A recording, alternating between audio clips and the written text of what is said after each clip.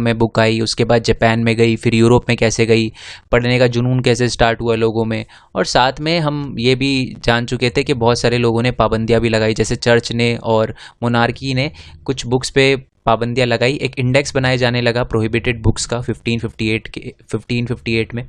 तो आज हम पढ़ेंगे द रीडिंग मेनिया। ठीक है, पढ़ने का जुनून, हिंदी में इस टॉपिक को आप बोल सकते हो, पढ़ने का जुनून।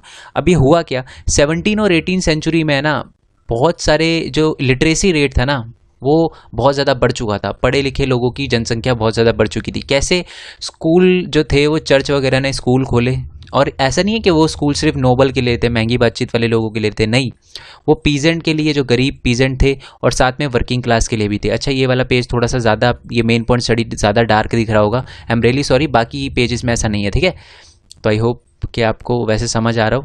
ठीक है, तो स्कूल वगैरह खोले चर्च ने, जिसकी वजह से जो क्या था, गरीब लोग थे, जो पीजेंट वगैरह थे और वर्किंग क्लास थे, वो पढ़ने लगे। और उसकी वजह से 18 सेंचुरी के अंदर जो लिटरेसी रेट था ना यूरोप का, वो 60 से 80% तक बढ़ गया, यानी बहुत ज़्यादा बढ़ गया, बहुत अच्छी बात है।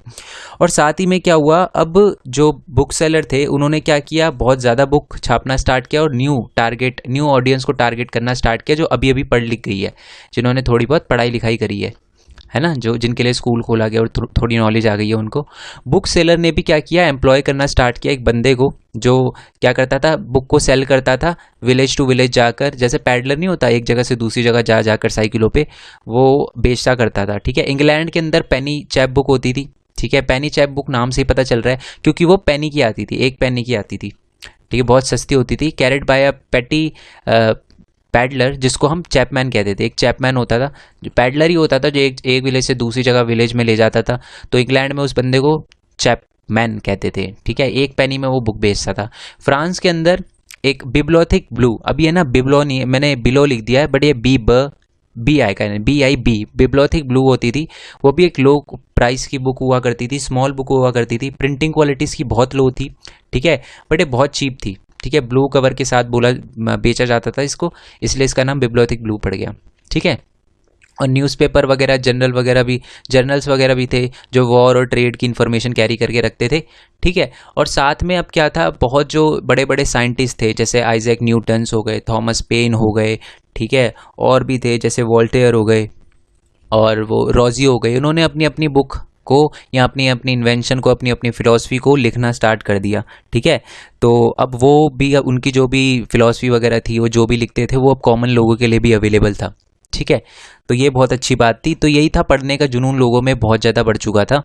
ठीक है, तो यही है रीडिंग मेनिया में। अब हुआ क्या, नेक्स्ट जो आपका टॉपिक है, उस टॉपिक का नाम है tremble therefore tyrants of the world. यही है आपकी बुक में नाम। अब तो सबसे पहले देखो हुआ क्या, जो लिटरेट पॉपुलेशन थी ना, जो पढ़ी लिखी पॉपुलेशन थी, अब वो क्रूअल किंग या क्रूअल रूलर, जिसको टेरनी कहा जाता था, और डेस्पोटिज्म के खिलाफ बोलने लगी। अब उन्होंने बोलने लगी, अब वो पढ़ लिख गए थे ना, अब उनको समझ आने लगा कि यार राजा बहुत ख़राब है हमारा, ऐसे कैसे कर सकता है वो, ये सारी की सारी चीज़ें जब पढ़ लिख गए तो उनमें थोड़ी नॉलेज आ गई, उनको पता चला कि यार राजा जो कर रहा है ना वो गलत है, अत्याचार कर रहा है हमारे पे।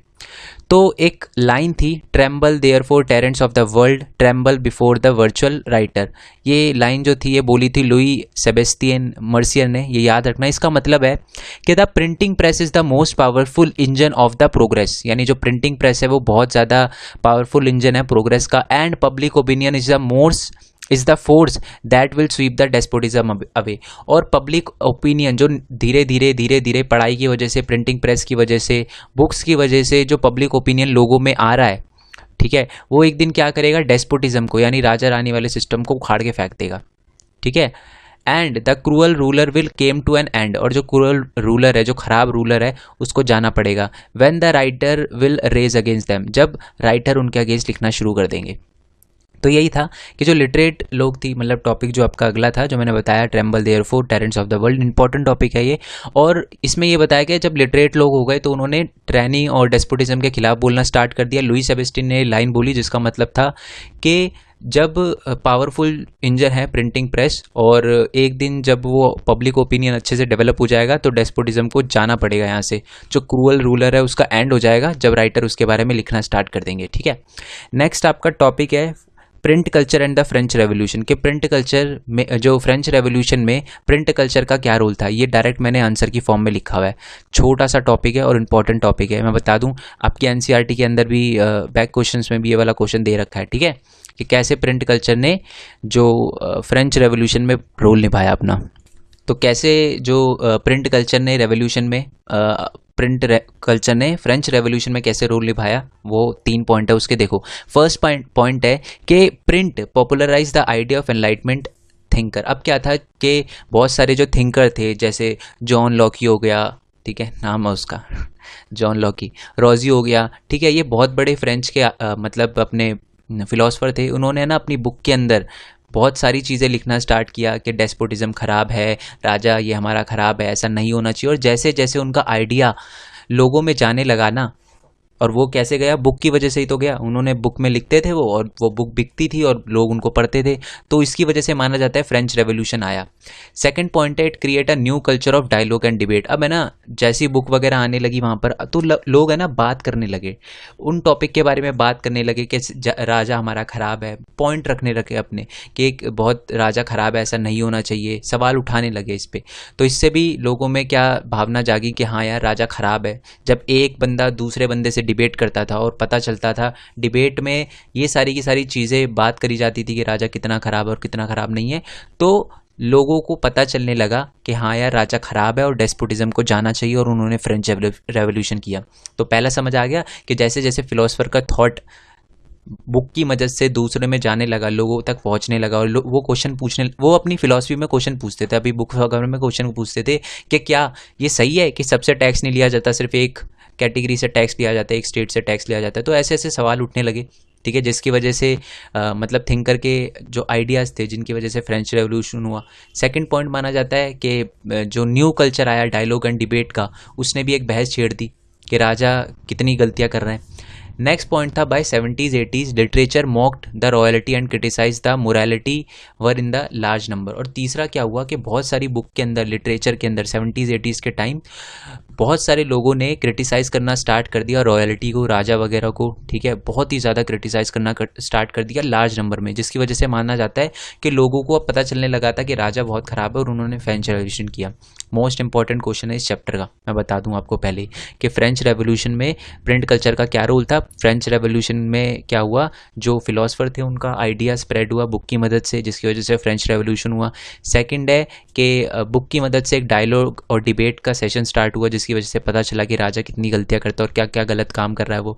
तीसरा पॉइंट था, लिटरेचर यानी बुक की मदद से ही राजा को और रॉयल्टी को क्या किया जाता था, क्रिटिसाइज़ किया जा रहा था, ठीक है। नेक्स्ट पॉइंट या नेक्स्ट टॉपिक देखते हैं हमारा, द 19th सेंचुरी। हम 19th सेंचुरी के अंदर क्या क्या हुआ वो हम देखने वाले हैं। तो आप ये टॉपिक देखोगे ना, तो टॉपिक का जो नाम है 19th सेंचुरी, उसमें लिखा होगा चिल्ड्रन वुमेन एंड वर्कर। जब आप बुक में देखोगे तो यही लिखा हुआ है बुक, मतलब इस टॉपिक के अंदर यही बता रखा है कि जो 19th सेंचुरी में ना बहुत ज़्यादा मास लिटरेसी बढ़ चुकी थी। अब जो बच्चे थे, वुमेन्स और वर्कर थे, वो बहुत ही पढ़े लिखे हो चुके थे, तो उनके लिए भी एक अलग से बहुत बुकें छापी जाने लगी। तो उसके बारे में हम पढ़ेंगे, ठीक है। सबसे पहले हम चिल्ड्रन की बात करते हैं। तो Europe witness the great leap in the mass literacy. जो यूरोप के अंदर जो लिटरेसी थी वो बहुत ज़्यादा बढ़ चुकी थी। Primary school were made compulsory. Primary education, जो प्राइमरी एजुकेशन थी वो ना बच्चों के लिए कंपलसरी कर दी थी। और 1857 में तो फ्रांस में बहुत सारी प्रेस आने लगी जो डिवोट थी सिर्फ literature for the children alone वो सेटअप। मतलब बहुत सारे अब ऐसे क्या कहते हैं उसको, प्रिंटिंग प्रेस थी जो सिर्फ 1857 में सिर्फ जो बच्चों के लिए बुकें वगैरह छापती थी, ठीक है। Production of the text book increase. और ये ना बुकें छापने से पहले क्या करते थे, थोड़ी बहुत रिसर्च करते थे, क्योंकि उसमें फोक टेल्स वगैरह, कहानियाँ वगैरह होती थी, तो ये रिसर्च करते थे। और 1812 में उन्होंने रिसर्च करना स्टार्ट किया था और 1857 में उन्होंने छापना स्टार्ट किया था। और जो वल्गर मटेरियल होता था वो उनको नहीं छापते थे, जो बच्चों के लिए सूटेबल होता था, ठीक है, वही छापा जाता था, ठीक है। तो इसलिए production of the book, text book भी इंक्रीज हुई। और एक फेमस पब्लिशर का नाम है जो बच्चों के लिए छापता था, वो था Grimm brothers and the Jacobs, ठीक है। Were famous publisher of the fairy tales and the folk tales, ठीक है। Like children women were important reader. अब बच्चों के बारे में समझ आ गया, अब थोड़ा वुमेन्स के बारे में भी देख लेते हैं। तो जो वुमेन थी वो इम्पोर्टेंट रीडर भी थी और साथ में वो एक राइटर भी थी, ठीक है। बहुत सारी बुकें लिखी जाती थी वुमेन्स से रिलेटेड, जैसे कि उनको कैसे बिहेव करना चाहिए, हाउस कीपिंग के बारे में, टीचिंग के बारे में, मैनुअल टीचिंग, ये सारी की सारी बुकें होती थी उनकी, ठीक है। Penny magazine were specially meant for the women, manually teaching, proper behaviour और हाउस कीपिंग, ये सारी की सारी चीज़ें सिखाई जाती थी। जो दो तीन इंपॉर्टेंट जो पब्लिशर है उनके, वो कौन थे? एक तो जॉन ऑस्टिन, ठीक है, ब्रॉन्टे सिस्टर, और एक तीसरा भी था जिसका नाम जॉर्ज एलाइट, ठीक है। ये नाम याद रखना है आपको। तो ये तीनों थे, जॉन ऑस्टिन, ब्रॉन्टे सिस्टर और तीसरा जॉर्ज एलाइट, ठीक है, एलिट। तो ये तीन थे। और वुमेन के बारे में पता है ना क्या लिखा, क्या वुमेन के बारे में जो बुक, वुमेन के लिए जो बुक छापी जाती थी वो प्रॉपर बिहेवियर और हाउस कीपिंग के बारे में थी, ठीक है। अब हम देखेंगे वर्कर के बारे में। तो है ना, बहुत सारी लाइब्रेरी ऐसी सेटअप करी गई इंग्लैंड में जो सिर्फ और सिर्फ जो वाइट कॉलर वर्कर्स थे, जो वर्कर्स थे, आर्टिसन से और लो मिडिल क्लास लोग थे, उनके लिए, ठीक है, जिससे वो पढ़ लिख सके और समझ सके। जो बहुत सारे जो ऐसे वर्कर थे जो सेल्फ एजुकेटेड होना चाहते थे, खुद को पढ़ाना चाहते थे, थोड़ी बहुत नॉलेज गेन करना चाहते थे, उनके लिए थी।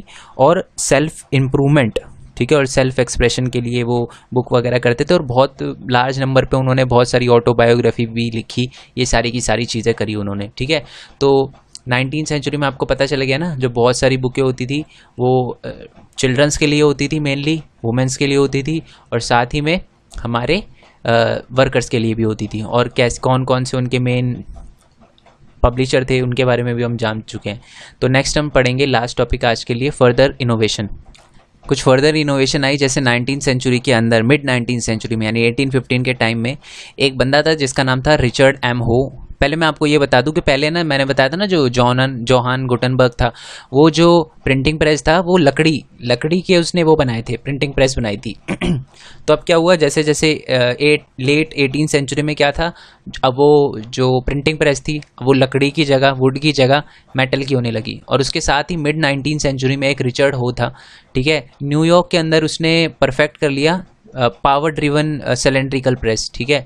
अब सिलेंड्रिकल प्रेस होती थी, ठीक है, आप जैसे मतलब जानने की ज़रूरत नहीं है, बस ये याद रखना कि पावर ड्रिवन सिलेंड्रिकल प्रेस का जो मेथड था उसने इजाद कर लिया था, इन्वेंट कर लिया था, जिसकी वजह से क्या होता था, 8000 शीट पर आवर छप सकती थी, जो कि बहुत ज़्यादा थी उस टाइम के लिए, ठीक है।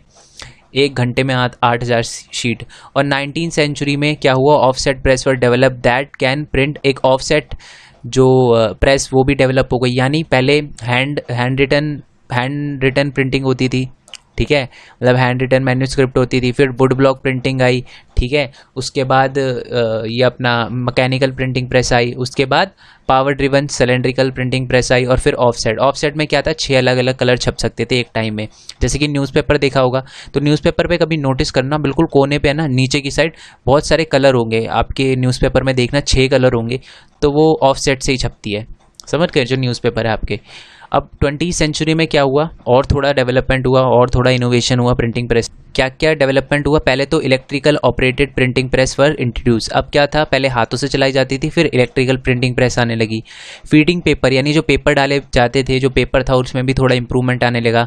प्लेट्स जो थी, quality of plates become better, ये जो प्लेट्स थी जिस पे लिखा जाता था वो भी थोड़ी इंप्रूव हुई, थोड़ा अच्छे वर्ड और बहुत अच्छी तरीके से उसको तराशा जाता था, ठीक है। ऑटोमेटिक पेपर रील, यानी ऑटोमेटिक पेपर रील आ गई जो खुद ही घूमती थी, ठीक है।